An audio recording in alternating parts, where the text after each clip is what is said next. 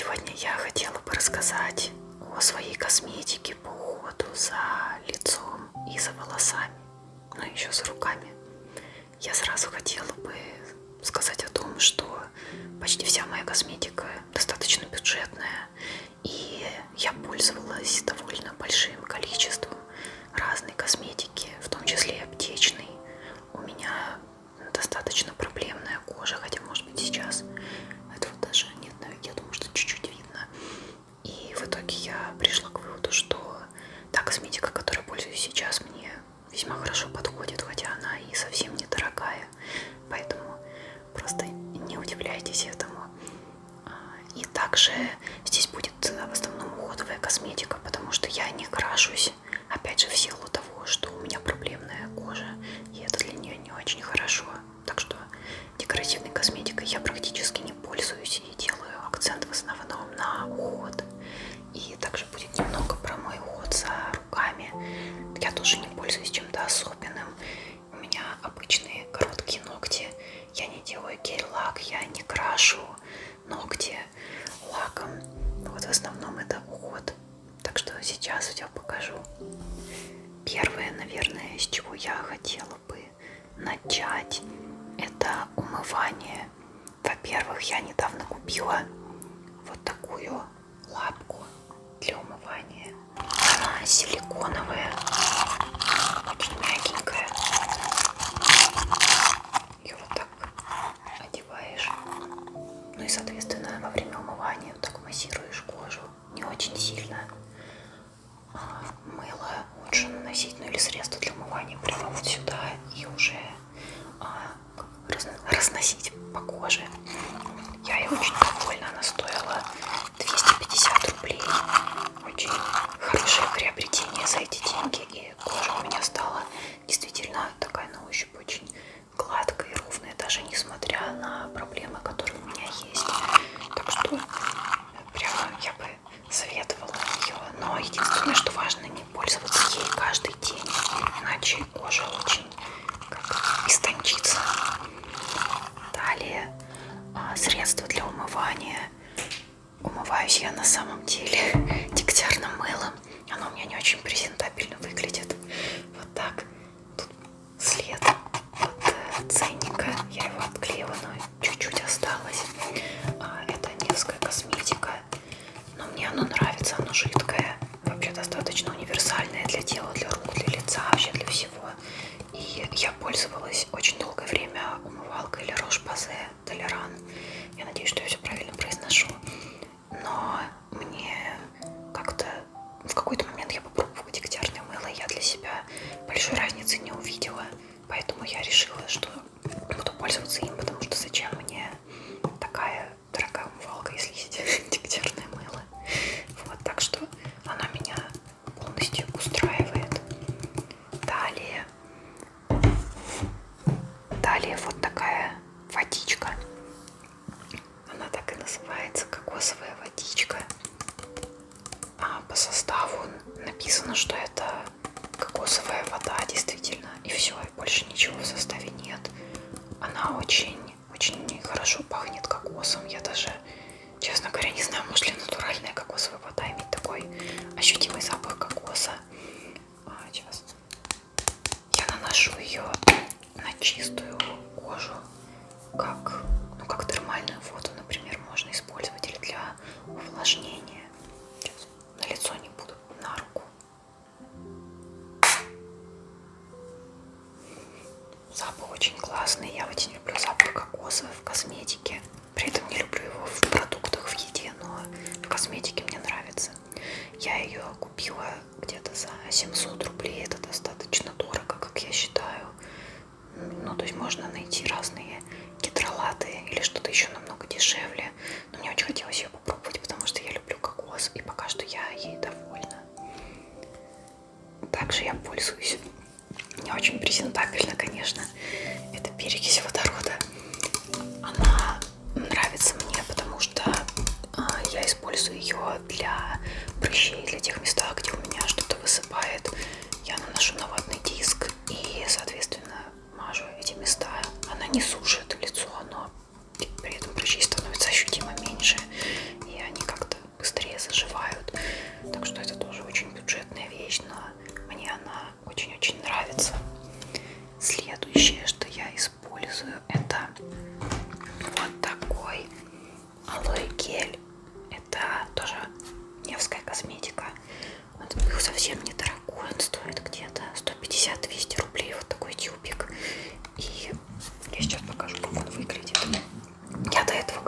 пользовалась корейским алоэ гелем, но он мне не очень нравился, он очень сильно пах спиртом.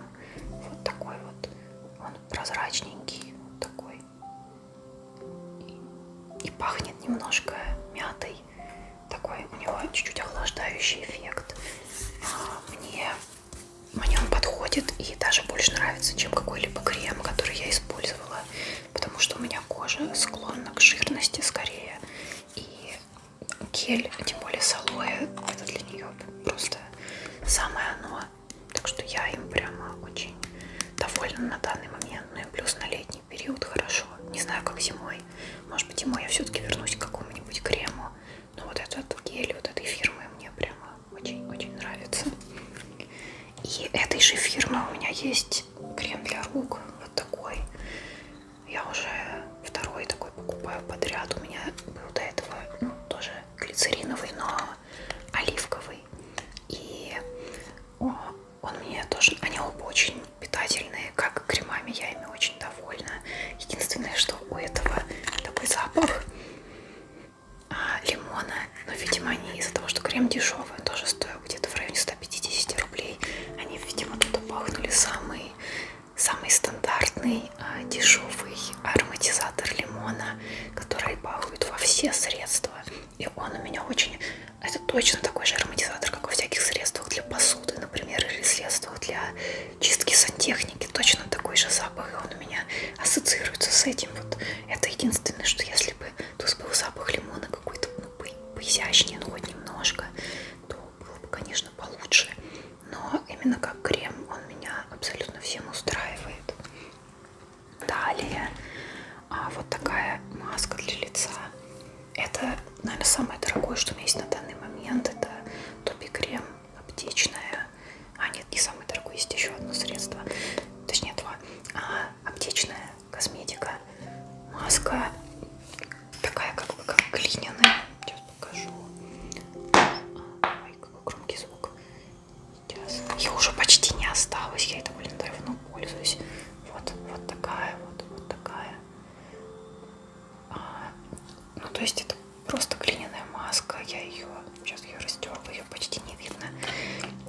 Просто глиняная маска. Ну, в принципе, она просто нормальная. Я не могу сказать о ней чего-то плохого, но и чего-то супер хорошего я тоже сказать не могу. Я думаю попробовать в следующий раз, когда у меня закончится что-нибудь тоже бюджетное. По такому же принципу. То есть это очищающая маска.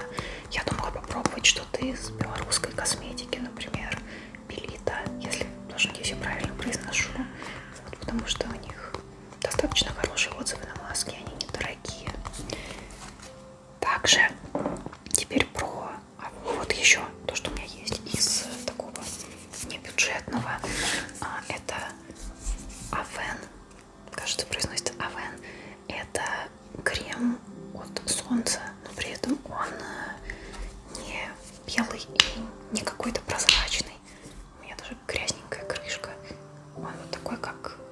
Я больше выдавлю. Как матирующий. Такого цвета. Как тональник. Но при этом это, наверное, единственный тональник, от которого я чувствую, что у меня не забивается лицо. И я им тоже довольна. Я пользуюсь им летом, либо в какие-то прямо солнечные дни. Вот. И, мне нравится. Это, наверное, единственное, что мотивирует меня регулярно пользоваться чем-то похожим на тональник. Далее вот такой вот бальзам для губ для Roche-Posay. Уже тоже почти закончился. Это самый, наверное, лучший бальзам для губ, который я для себя нашла. Он стоит где-то 500. Ну, я его купила за 500 рублей. Мне кажется, это его такая более-менее стандартная цена. Это не так дорого на самом деле. Ну, конечно, не 100, не 200, но мне очень нравится результат. Я им пользуюсь каждый день и мажу губы на ночь в том числе. И я им максимально довольна. Также у меня есть, если говорить про уход за руками еще, у меня есть вот такое масло. Это масло лаванды. Оно твердое. И я его использую для ухода за ногтями. То есть вот такое оно твердое. И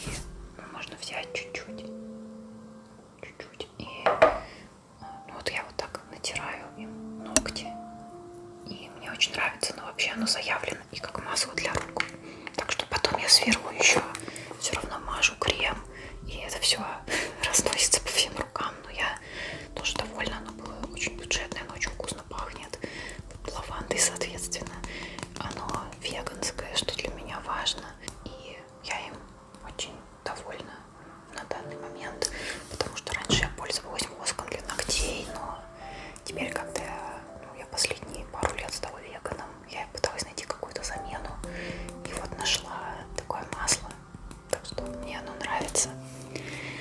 Далее, по поводу ресниц. Я перестала пользоваться тушью, потому что это не очень хорошо для ресниц.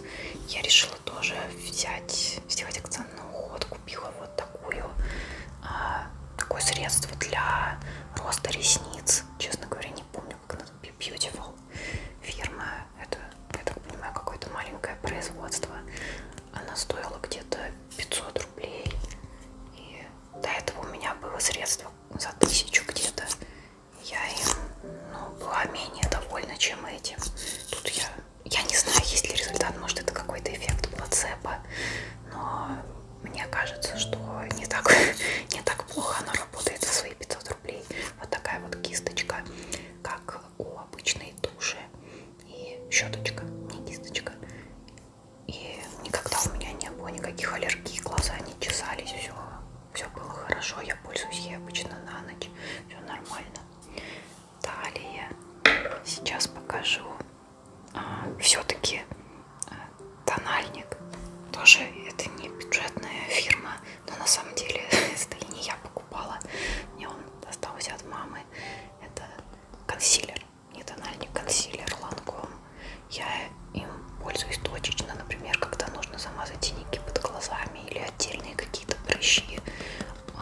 Тогда он меня выручает.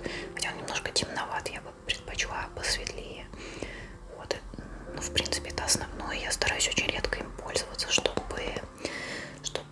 не нагружать свою кожу. Вот, например, сегодня я им воспользовалась. А так, минимально я это делаю. Попробуем нанести, показать. Опа. Вот такой вот. Вот такой. Я думаю, даже видно, что он немножко темный для меня. А может быть и не видно. Ну, в общем, меня он устраивает, особенно при том, что он достался мне просто так. Вот. До этого у меня был тональный крем Catrice. И, в принципе, он мне нравился. А еще до Catrice у меня был MAC. И Catrice нравился мне больше, чем MAC, как ни странно. Также иногда я пользуюсь вот такой минеральной пудрой. Она тоже стоила около 200 рублей. И она такая беленькая и очень сыпучая. Сейчас покажу. Вот такая вот сыпучая. Я ей пользуюсь, когда, опять же, если там на камеру нужно, чтобы у меня не очень блестело лицо. Только, наверное, в таких случаях очень-очень редко. Я, честно говоря, даже не знаю, в чем преимущество минеральной пудры перед обычной. Надо почитать про это. Просто мне показалось, что она меньше будет забивать мне лицо. Вот, ну и то, что я просто ориентировалась на отзывы, когда я ее заказывала. Вроде как ее все хвалили. Ну и в принципе у меня тоже нет никаких-то нареканий. Далее из ухода за ногтями у меня есть вот такой полировочный кубик. 4 стороны. Самая такая жесткая, черненькая. Затем золотистая, чуть менее жесткая. И 2 уже больше полировочных. Серенькая. И розовенькая, совсем мягкая. Так что вот такой вот кубик. Тоже я им довольна. Долго выбирала. Стоил около где-то 400-500 рублей. Тоже очень хороший. Это мой второй кубик. До этого у меня был прошлый. Он вообще служил мне много-много лет. И только недавно уже я поняла, что его время закончилось. Ну и долго выбирала себе новый. Вот этот мне прямо понравился. Лосьон для тела. Ой, лосьон для тела. Я использую вот такой индекс натуральности. Мне понравилось, что у него большой объем. Тоже небольшая цена. Он стоил где-то 200 рублей. И при этом были очень хорошие отзывы. Я им пользуюсь после душа, после ванны. Достаточно приятный запах такой. Нейтральный, наверное. Немного травяной, может быть. У меня не было никаких ни аллергий, ничего. Вообще ничего плохого я про него сказать не могу. Это мой такой первый полноценный лосьон. И, в принципе, я довольна. Особенно я довольна ценой. И сначала я хотела купить Nivea, но он был подороже. Поэтому пока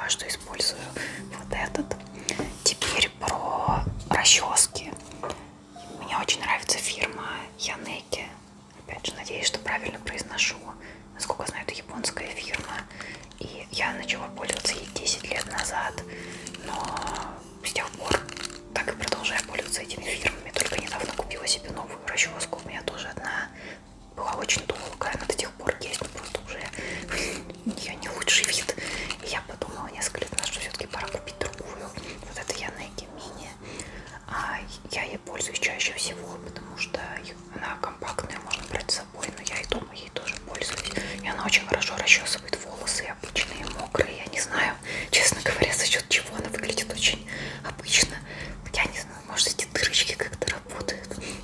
Но мне после нее все расчески кажутся какими-то дурацкими и неудобными. Вот это хорошее. И мне она очень нравится. Сейчас они стали довольно дорогими, но вот эту я покупала где-то года 4 назад или 3 я скажу, за 700-750 рублей. В общем, очень такая хорошая. Я и довольна. И далее волосы. Я сейчас пользуюсь, у меня все одной линейки шампунь, бальзам и маска. Эта фирма называется Vegan Up. Сначала меня, естественно, привлекло название, так что тут маркетинг на меня сработал. Но тоже я почитала отзывы были очень хорошие. И я уже пользовалась несколькими средствами этой линейки. У них разные есть там с бананом, с кокосом, с мятой, кажется. Ну, в общем, много разных и, соответственно, разные свойства от этого. Вот сейчас я пользуюсь с перцем.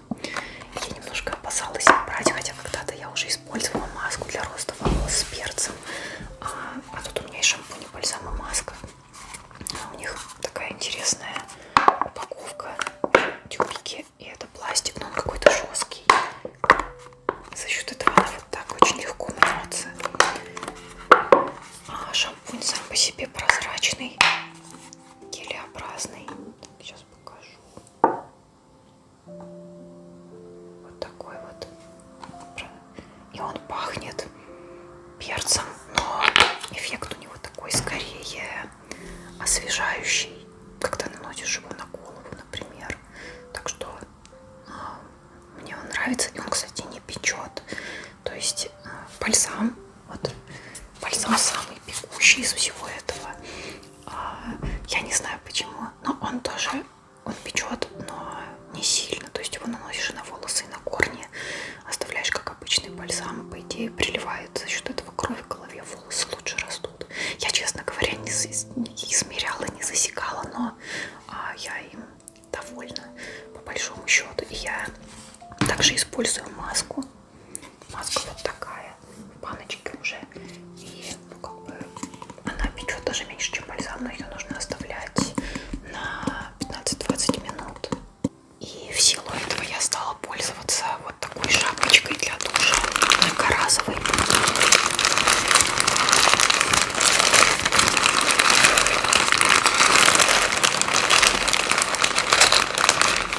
То есть я мажу, надеваю шапочку и уже что-то еще делаю какое-то время. И потом смываю. Так что вот такая вот у меня линейка. И да, я забыла сказать, что это все тоже стоило недорого. Где-то 200 с чем-то рублей стоила каждая позиция. Ну вот, может быть, маска была или тоже около того. Ну, в общем, тоже в районе 200-300 рублей все это было. Так что я этим довольна. Всеми этими средствами на данный момент я довольна абсолютно всем, что я пользуюсь. И я рада, что это все достаточно бюджетное и хорошее. Ну, кроме, опять же, мы не берем в расчет маску для лица, но я планирую попробовать другую. Ну, вот, наверное, то, что я не хотела поменять, это вот это средство. И, ну, тональник для меня не столь важен. Это просто тот, который у меня есть сейчас. Так что я очень довольна, что смогла найти для себя такой недорогой, но достаточно качественный уход. Так что это возможно. И даже много каких-то отечественных, ну как, ладно, мало отечественных фирм, но частично они есть. И, ну, это тоже меня радует, наверное. Вот потому что, например, мне не подходит и не очень нравится корейская косметика. Я тут человек редкий, если не единственный, кому она не очень подходит. Но мне пока ничего не подходило из того, что я пробовала. И, как ни странно, мне больше подходит. Хотя, может, это и логично, ведь у меня волосы, например, совсем не такие. И кожа, как мне кажется, тоже. Я не знаю, мне... Поэтому логично, что мне больше подходит какая-то европейская или российская косметика. В общем, вот это, наверное, все, что я хотела показать на сегодня. Надеюсь, что